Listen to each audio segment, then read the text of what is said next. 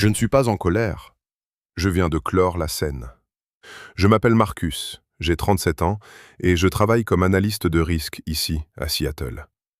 Je n'aurais jamais pensé devenir l'un de ces types qui racontent leurs déboires conjugaux sur Reddit, mais nous y voilà. Je suis rentré chez moi environ 1 heure plus tôt que d'habitude parce que notre revue trimestrielle s'est terminée plus vite que prévu. Le ciel était encore clair, ce truc bizarre avec l'été à Seattle, où la lumière semble ne jamais vouloir s'éteindre. J'ai pris ma sacoche d'ordinateur et mes clés, j'ai déverrouillé la porte d'entrée, m'attendant à trouver ma femme en train de cuisiner ou de regarder la télé. Au lieu de ça, la maison était silencieuse, à l'exception de voix provenant du salon. Ce n'était pas la télé pourtant, c'était son téléphone, sur haut-parleur. J'ai posé mes clés avec précaution sur la console de l'entrée et je suis resté là, immobile, à écouter. Des années à analyser des rapports de risque m'ont appris à marquer une pause et à recueillir des informations avant de réagir. De là où je me tenais dans le couloir, je voyais l'éclat de son écran, mais pas son visage. La première chose que j'ai entendue m'a dit tout ce que j'avais besoin de savoir. L'une de ses amies disait « Dis-lui simplement que tu n'es plus sûre d'être heureuse. Regarde comment il réagit. » Une autre voix est intervenue, toute excitée, comme si elle commentait une émission de télé-réalité. « Fais ça sérieusement par contre, pas de larmes. Il faut qu'il se sente vraiment inquiet. » Puis une troisième voix a ri et a lancé « Les hommes n'apprécient ce qu'ils ont que lorsqu'ils pensent être en train de le perdre. » J'avais déjà entendu des variantes de cette connerie auparavant, généralement dans des bars après le boulot, quand quelqu'un se vante de jouer avec les nerfs de son partenaire. Mais l'entendre dans mon propre salon, avec ma femme à l'autre bout de cette séance de coaching, ça a eu un tout autre écho. Je n'ai pas fait de bruit et j'ai écouté toute la scène se dérouler. Ma femme posait des questions, elle semblait hésitante au début, comme si elle tâtait le terrain. Ensuite, ses amis lui ont dicté tout le script. Commence par « j'ai réfléchi ». Enchaîne sur « j'ai besoin d'espace ». Termine par « on devrait peut-être faire un break pour faire le point ». Elles lui ont même dit de soutenir mon regard pendant 3 secondes pour que je comprenne bien à quel point elle était sérieuse. C'était comme assister à la répétition d'une pièce, sauf que la scène était mon mariage et que j'étais censé être le spectateur crédule. Le truc, c'est que j'avais remarqué que les choses clochaient ces derniers temps. De nouveaux mots de passe sur des applis qui restaient toujours ouvertes avant, des soirées qui s'éternisaient et qui se transformaient systématiquement en « discussion entre filles » quand je posais des questions. La discussion de groupe qui n'arrêtait pas de vibrer pendant le dîner alors que j'essayais de lui raconter ma journée.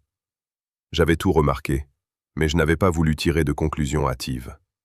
Entendre cette répétition a balayé mes derniers doutes. Je ne suis pas entré en trombe. J'ai reculé.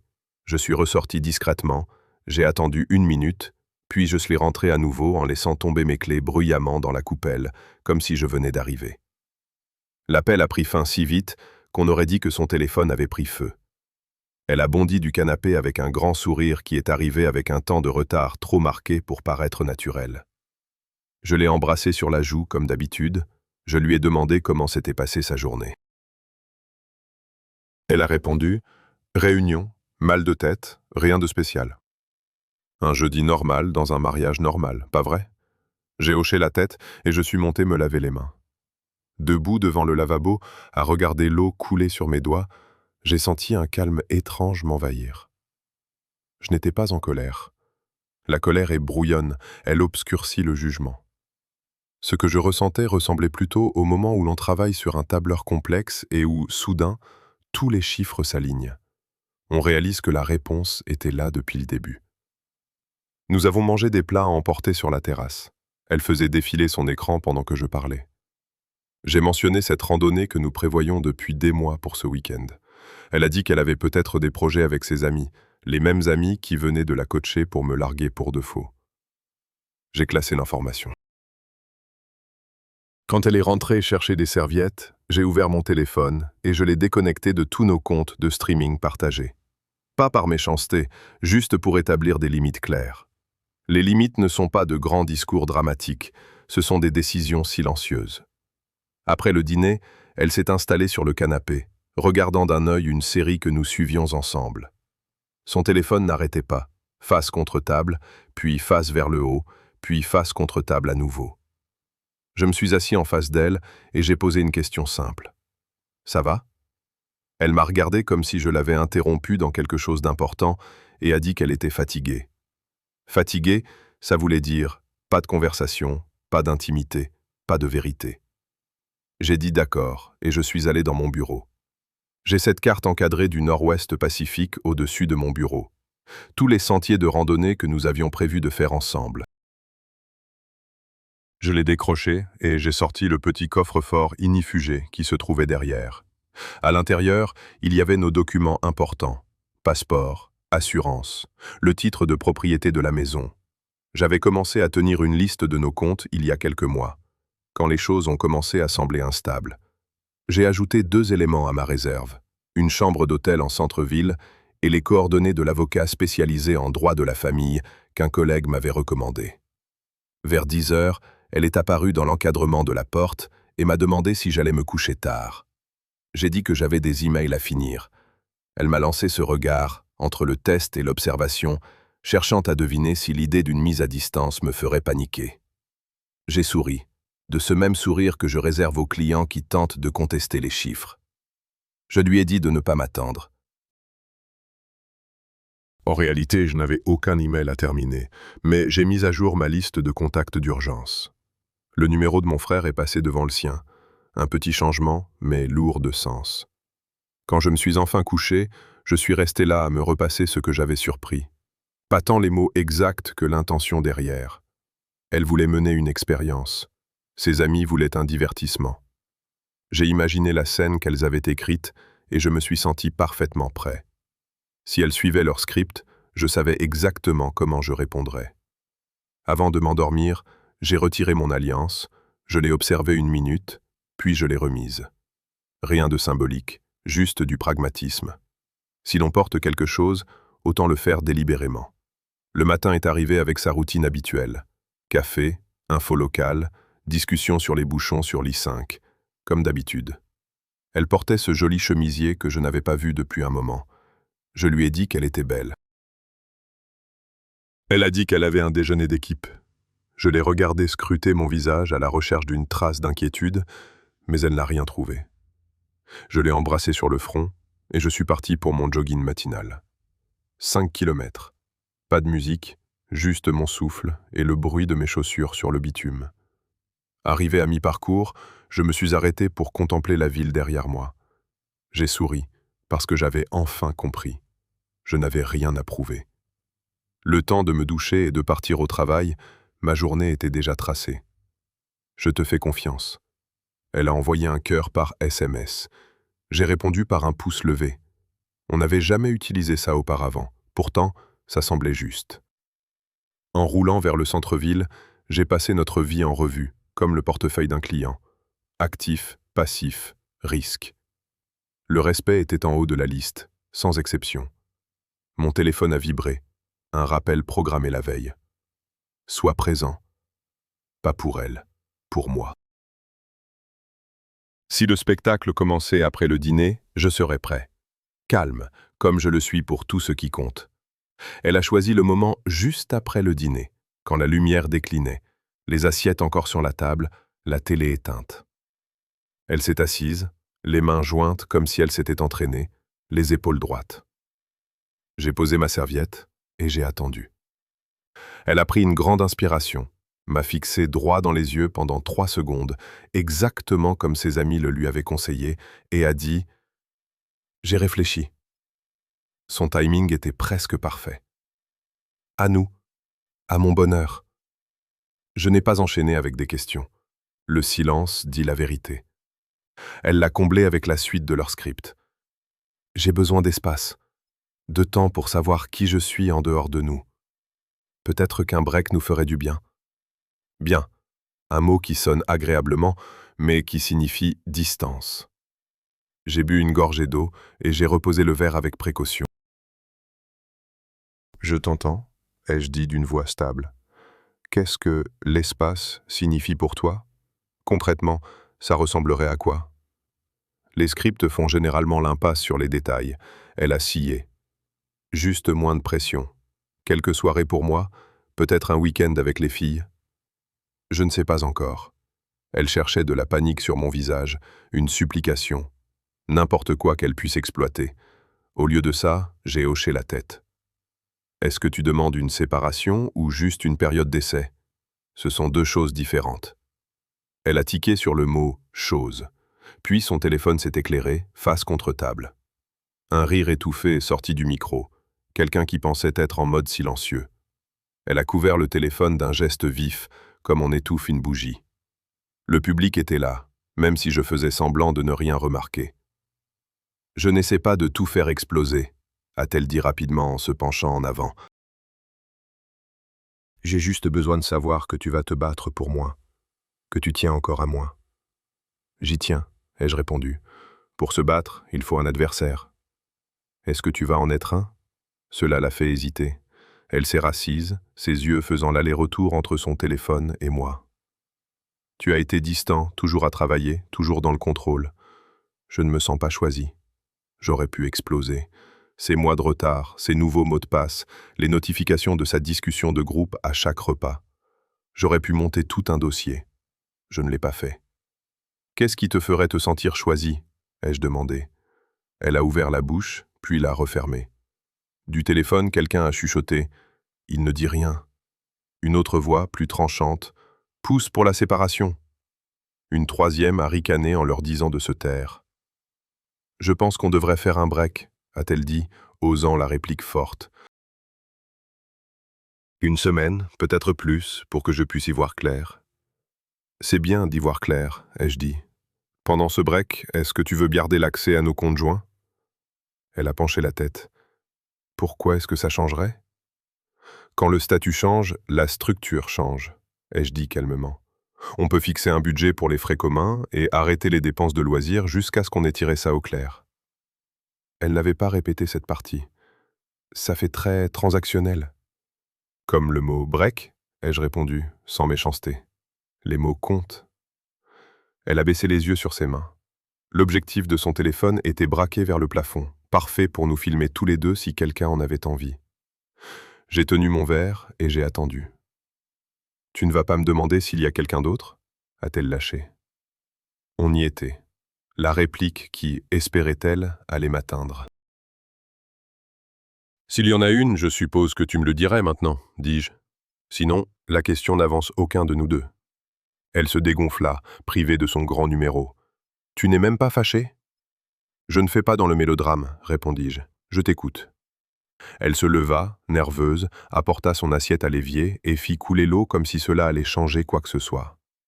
Je la suivis avec la mienne, la rincer, charger le lave-vaisselle, des gestes simples, banals, pour maintenir le calme.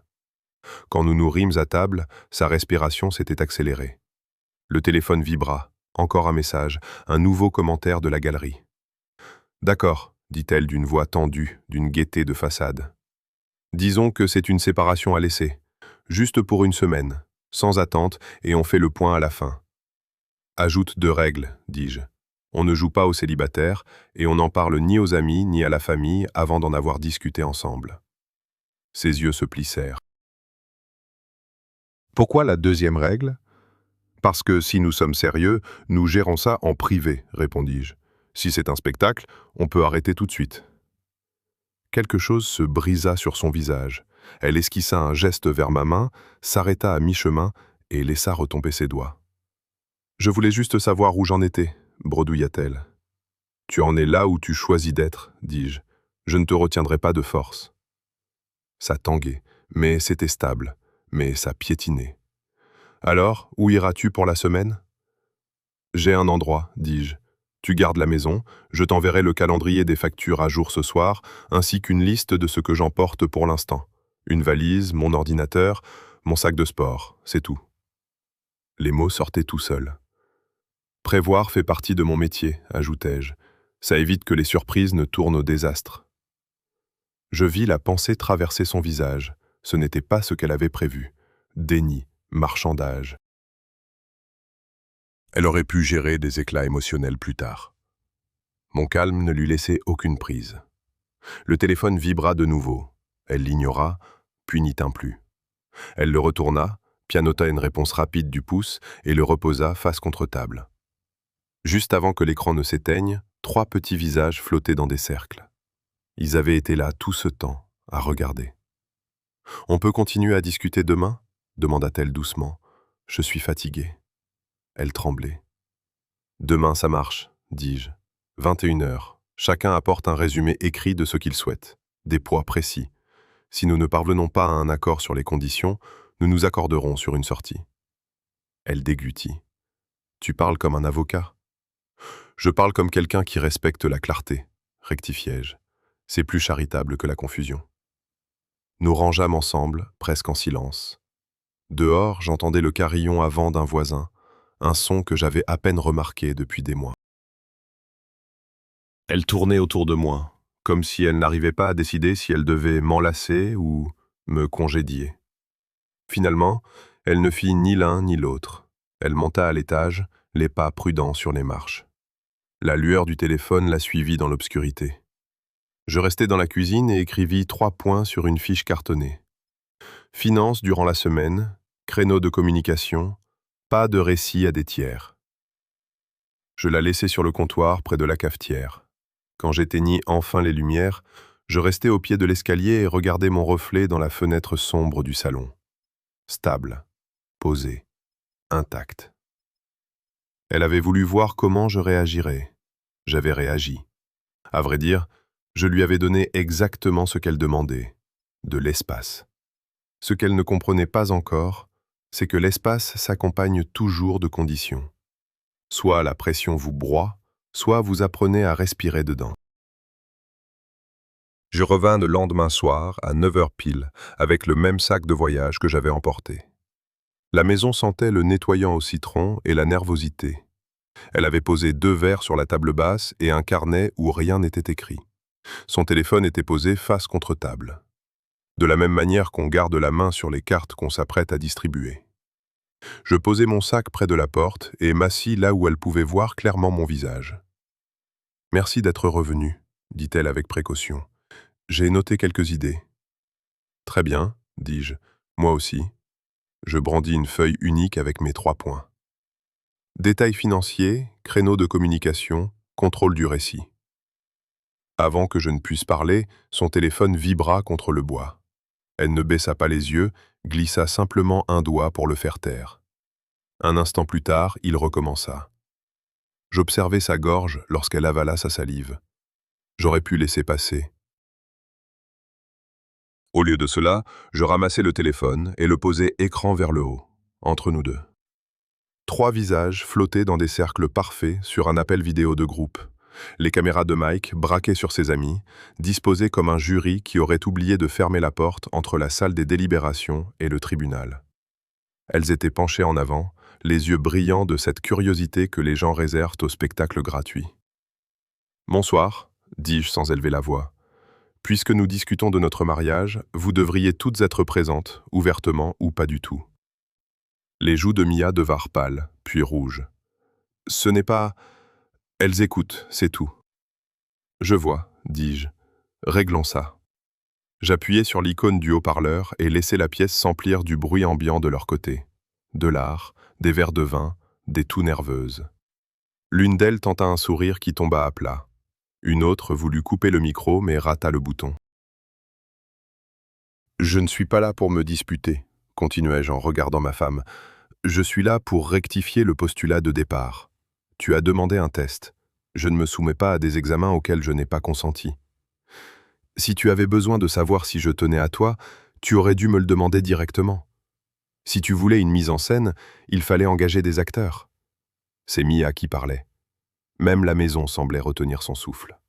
« Hier soir, ai-je dit, je suis rentré plus tôt. J'ai entendu la répétition. J'ai entendu les instructions sur la cadence, les silences et la durée du contact visuel. J'ai entendu le passage où je devais prouver mon amour en cédant à la panique. Je comprends la méthode. Je rejette la méthode. Réticence. Ses amies se mirent à parler toutes en même temps, avant de s'embrouiller et de sombrer dans le silence.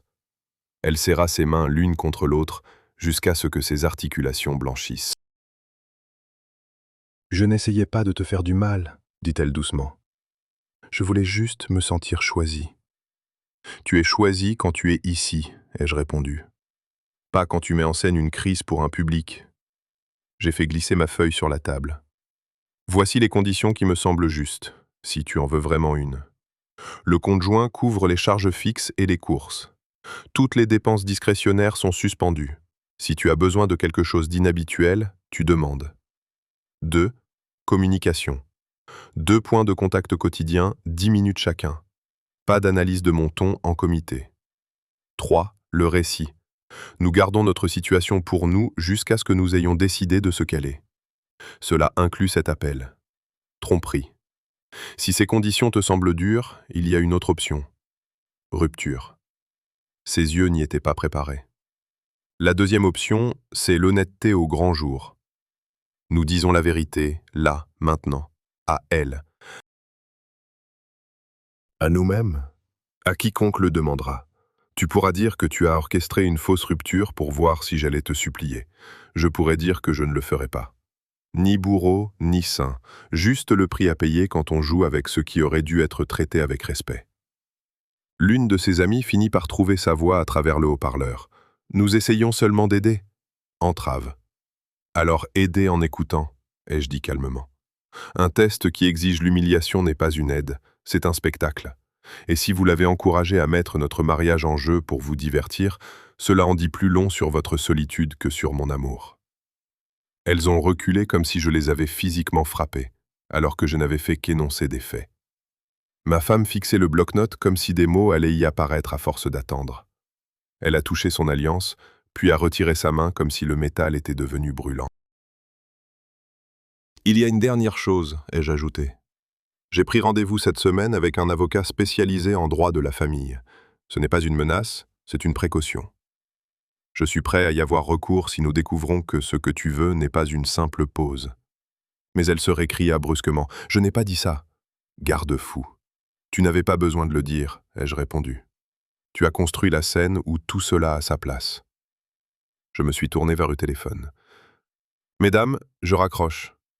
Ce qui va suivre est d'ordre privé, car je respecte l'institution dont vous vous êtes moqué. » J'ai coupé l'appel. La pièce parut plus vaste sans elle, comme si quelqu'un avait ouvert une fenêtre. Elle laissa échapper un soupir qui ressemblait à un mélange de soulagement et de regret. « Je n'ai pas bien réfléchi, dit-elle. Je pensais que je ne sais pas, que je me battrais. Je me suis battu, ai-je dit, mais sans faire de bruit. Je me suis battu pour la vérité. La voici. On ne me jugera pas à ma propension à ramper. On me jugera à ma façon d'agir quand la personne que j'aime me propose un jeu au lieu de me tendre la main. » Elle hocha la tête, les yeux brillants. « Qu'est-ce que tu veux que je fasse ?»« Décide, ai-je répondu. Veux-tu une semaine pour réfléchir, selon les conditions que j'ai fixées?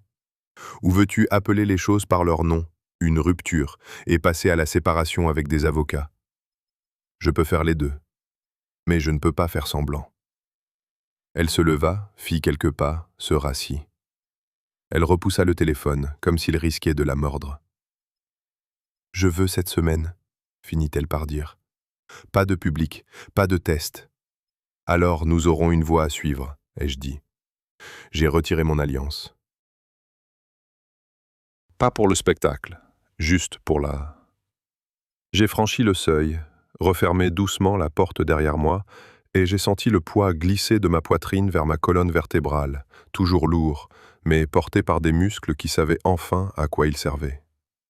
Cette première journée complète ressemblait à un test de résistance, avec des variables soigneusement étiquetées. Je m'en suis tenu strictement aux 2 points de contact convenus. 10 minutes à midi, 10 minutes à 20h. À 9h07, elle a appelé quand même. J'ai laissé sonner, puis j'ai envoyé un SMS. On se parle à midi. Les limites ne sont pas des barbelés, ce sont des feux de signalisation. Elle a rappelé à 9h12, puis a cessé jusqu'à midi. Elle a commencé en douceur, mais avec une idée derrière la tête. Elle a dit qu'elle n'avait pas dormi. Que la maison semblait trop grande, que c'était injuste. Le mot « excuse » n'a pas franchi ses lèvres. J'ai écouté, puis je lui ai demandé si elle avait des requêtes concrètes respectant nos conditions. Les courses, a-t-elle lâché. J'ai viré une somme fixe et envoyé une capture d'écran du budget actualisé. Elle a tenté de revenir sur le terrain des sentiments, je ne l'y ai pas suivi. Les 10 minutes ont pris fin en même temps que le minuteur. Elle détestait ce minuteur. Je l'adorais. Il nous forçait à l'honnêteté. L'après-midi, les conséquences ont commencé à tomber. Une de ses amies m'a envoyé un long message qui commençait par « On essayait seulement d'aider » et finissait par « Tu l'as humilié en nous mettant sur haut-parleur ». Je l'ai lu 2 fois, puis j'ai répondu en une phrase « Tu l'as humilié en ayant besoin d'un public ». 1 heure plus tard, un numéro inconnu, le mari de l'ami en question, m'a écrit pour dire qu'il avait surpris la conversation et qu'il n'avait aucune idée qu'il racontait de telles conneries. Il s'est excusé au nom de son foyer. Je lui ai dit que j'acceptais ses excuses et que je n'avais rien à ajouter. Il a envoyé un pouce levé et un emoji bière, comme si nous étions des voisins qui venaient enfin de tailler une haie mitoyenne. À 18h45, elle a débarqué à l'hôtel sans prévenir, coiffée, dans une robe qui n'était pas faite pour les courses. Elle a texté depuis le hall, puis a appelé immédiatement.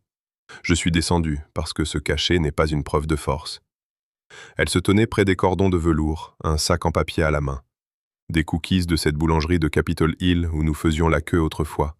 La nostalgie de nos débuts en guise de solvant. Je l'ai remerciée et j'ai posé le sac sur une table basse. Sans même l'ouvrir, elle a cherché à me prendre le bras. J'ai fait un pas de côté. Rien de mélodramatique, juste de la précision. « Nous sommes dans le créneau prévu ?» ai-je dit. « Veux-tu utiliser ce temps pour parler de points précis ?» Ses yeux se sont embués instantanément, puis se sont éclaircis. Elle a posé la paume sur mon torse, comme si la proximité pouvait réécrire les termes du contrat. Comme je ne réduisais pas l'écart, elle a laissé retomber sa main et a tenté la culpabilisation. « Tu m'as fait paraître insignifiante devant eux. »« Non, » ai-je répondu, « c'est toi qui les as invités, c'est toi qui as fait ça. » Le silence a fait le travail que mon ton n'avait pas besoin de faire. Elle a enchaîné sur les reproches. « Tu es froid depuis des mois. » « Peut-être, » ai-je dit, « le froid n'est pas malhonnête. Les tests, si. » Puis est venue la panique, cette résolution de problème en rafale que les gens déploient quand ils sentent le sol se dérober. « Une thérapie, » a-t-elle lancé, « tout de suite. » Ce soir, il y a un cabinet pas loin qui prend 100 rendez-vous. Je lui ai dit que j'acceptais la thérapie à une condition. Elle devrait ouvrir la séance par une seule phrase.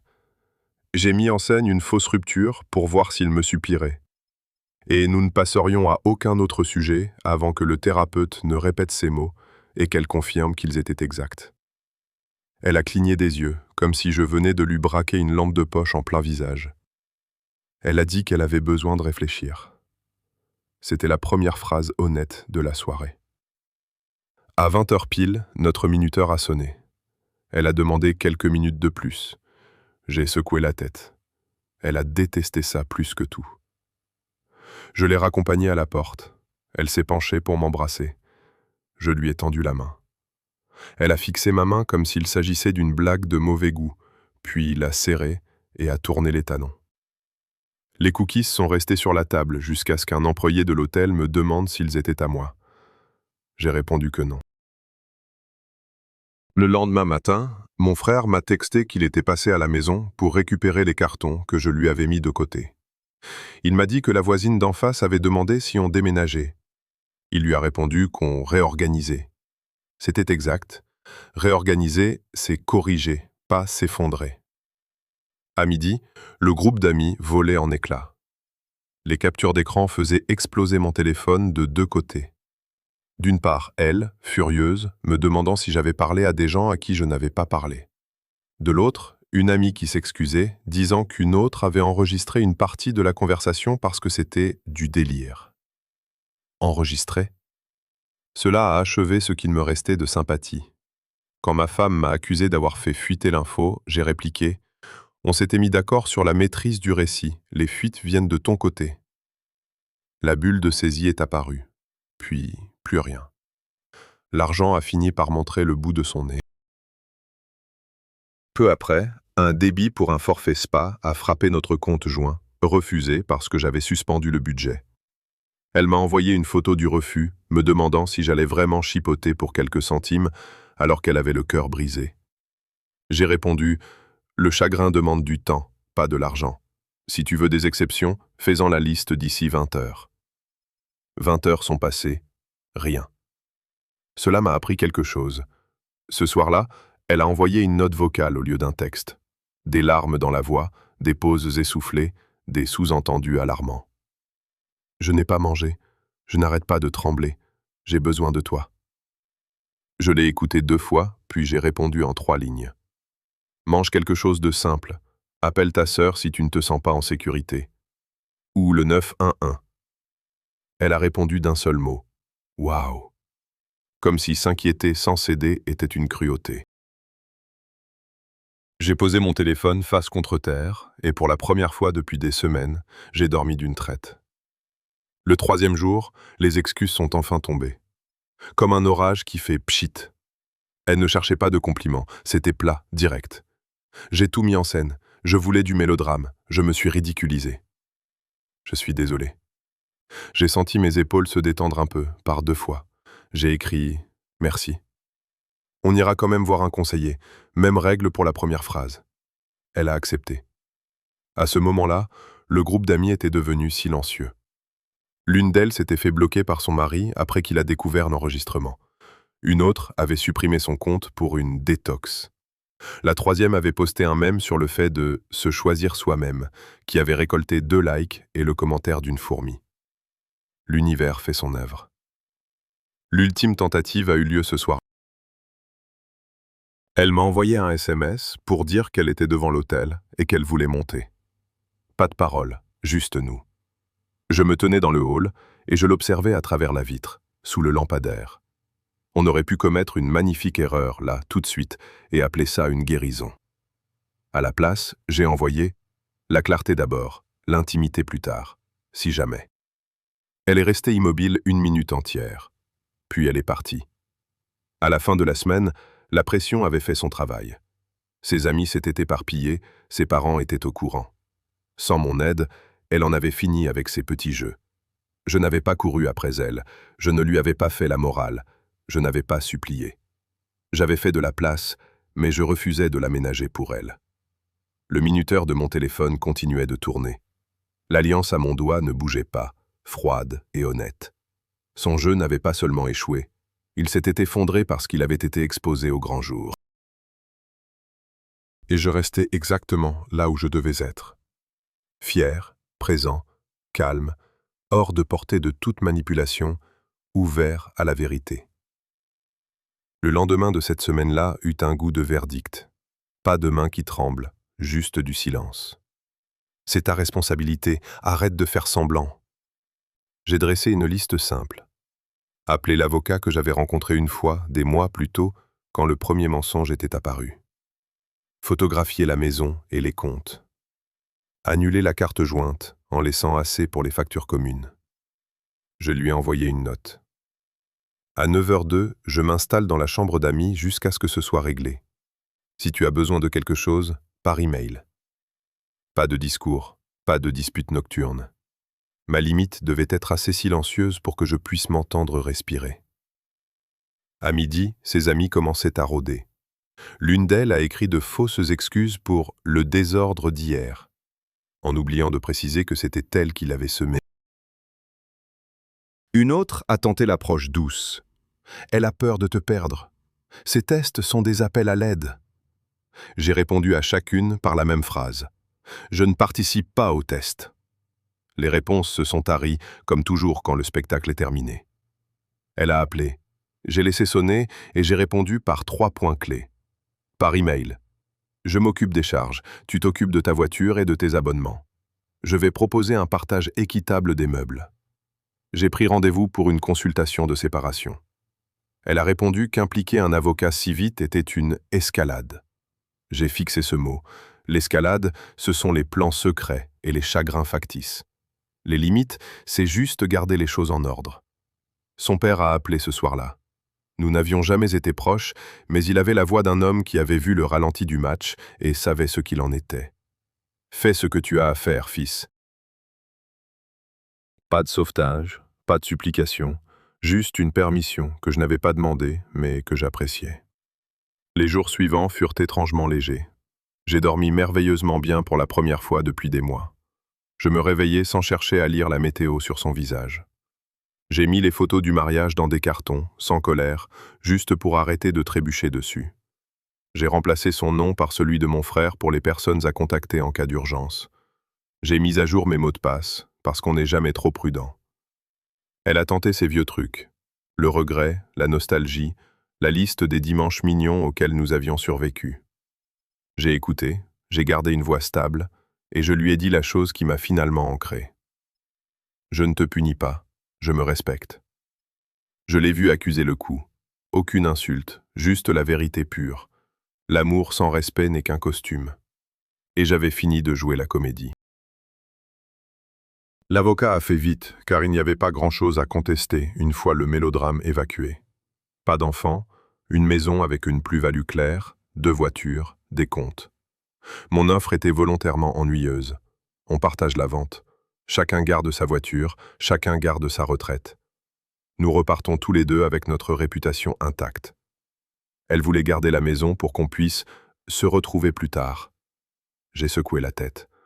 Plus tard, c'est là où les gens se cachent de la réalité. Plus tard, c'est comme ça qu'on continue de souffrir. Les retombées sont arrivées par petites vagues. 2 de ses amis ont arrêté de poster des photos avec elle.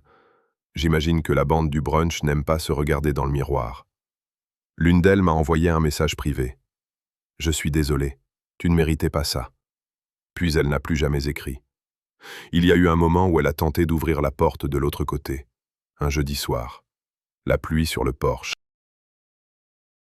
Sa voix était plus douce qu'elle ne l'avait été depuis des mois. « On peut repartir à zéro ?» Plus de tests foireux. J'ai laissé la pluie remplir l'espace entre nous, pesant ses mots face à l'homme que je voulais être. Repartir à zéro signifiait prétendre que rien ne s'était passé. Pardonner, ce n'était pas faire semblant. Pardonner, c'était voir clair, même quand le retour en arrière est impossible.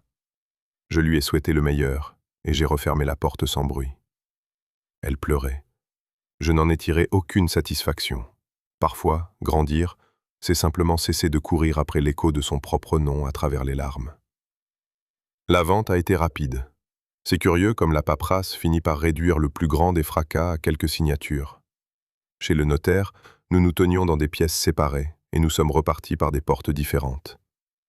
J'ai roulé jusqu'au petit appartement que j'avais repeint un samedi matin en écoutant un match à la radio. J'ai monté le lit que j'avais choisi, accroché le plan encadré que j'avais dessiné à la fac et posé mes chaussures de course près de l'entrée, comme une promesse faite à moi-même. Il y a une forme de liberté à bâtir une vie uniquement pour ceux qui l'habitent vraiment. Les semaines suivantes, je me suis créé de nouvelles habitudes sans en parler à personne. Courir à l'aube, dîner avec mon frère chaque semaine, reprendre ce livre abandonné l'hiver dernier, parce que me justifier me vidait de mes mots. J'ai remarqué que cette vieille manie, expliquée jusqu'à mon choix de café de peur de froisser quelqu'un, m'avait enfin quitté. Je refuse d'être passé au crible pour que l'on puisse tirer des conclusions sur moi. Des mois plus tard, je l'ai aperçue au détour d'un marché, riant trop fort à une blague qui ne l'était pas.